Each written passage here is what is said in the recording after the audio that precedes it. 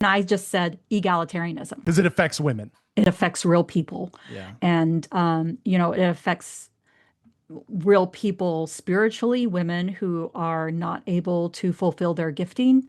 It also affects the family structure where you create this artificial hierarchy. I always tell people because people are like, well, is it possible for complementarianism to work? And I'm like, yeah, when it works, it's egalitarian. Because Ooh. if you really love each other, I have this moment where I was actually at Regent College University and I was in this panel. And sometimes I have these moments where I just am like at the end of my rope.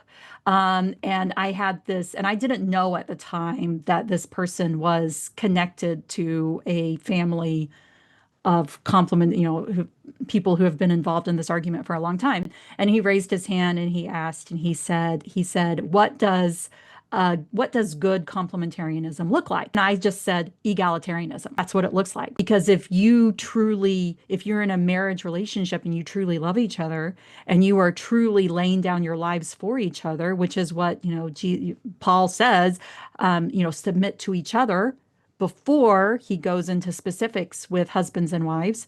Yes. If you are actually doing that, then you are not implementing male headship. You are implementing self-sacrificial love for one another and both submitting to each other, which is what we are called to do. And I think Lucy Peppiatt, who's one of my favorite theologians, she's a systematic theologian, and she once said to me, she was like, we don't judge a theology by when it works well. We judge a theology by its logical, when you take it to its logical Yeah. conclusion. Right. And that's really what I was trying to get across in becoming the pastor's wife is what happens when we carry this theology to its logical conclusion.